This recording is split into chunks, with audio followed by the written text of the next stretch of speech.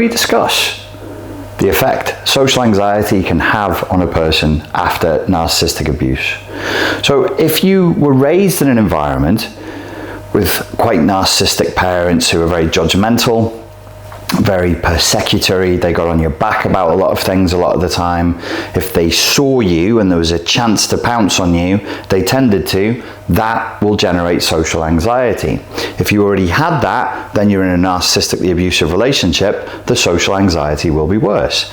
If you never had any social anxiety, and then you were trapped inside of a narcissistically abusive relationship in which every time the narcissist saw you, they persecuted you, they got on your back about things, they jumped on you, then you can develop social anxiety. So you either have route number one, where you already have it, and maybe it's improved as you've matured, and then it's exacerbated through the narcissistic relationship, or you didn't have it, you get into the narcissistically abusive relationship, and you end up with the same environment and the same scenario that creates social anxiety in somebody who has it, and then you experience it. I said, when they see you. So there's an issue here around being seen. When a person has social anxiety, someone like myself, for example, they have a negative association inside of the mind, in their emotions, in the body, in the brain, towards being seen. And they have a connection, they have a perception, a cognition that being seen is dangerous and risky and can lead to high conflict scenarios with a lot of negative emotion and a lot of negative consequences. Over time, what that can grow into is an identity.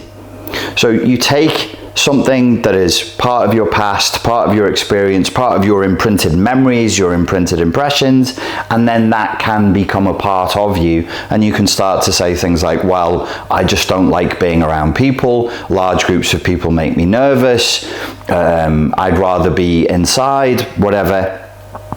The story, the narrative that we end up living is that reaffirms that identity, that reaffirms our perceptions, which reaffirms what we see in the world. So probably then we're going to have a perceptual filter that reaffirms what we already believe, and everything that counterveins that narrative will simply be ignored, so that we engage in behaviors that reaffirm the belief that being seen, being around people and making connections is dangerous.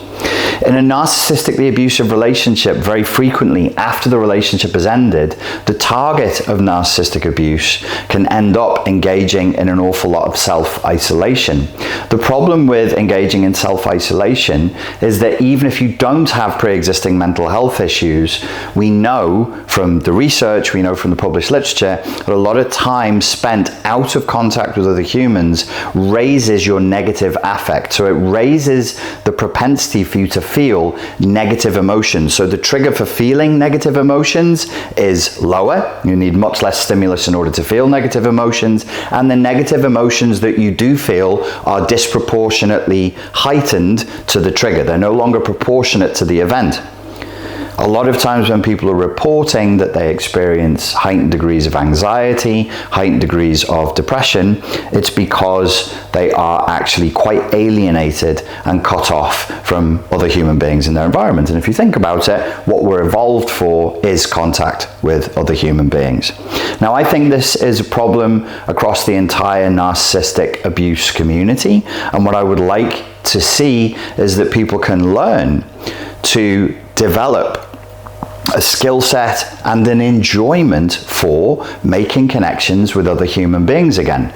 The damage was done inside of a relationship with a human being, and so the healing probably needs to be done in relationships with human beings.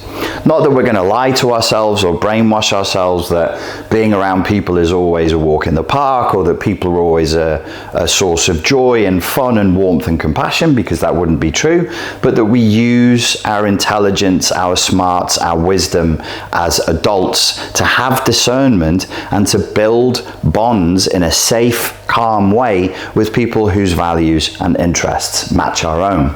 I've developed a course that helps you to do this. It's the Overcome Social Anxiety course. It's available now.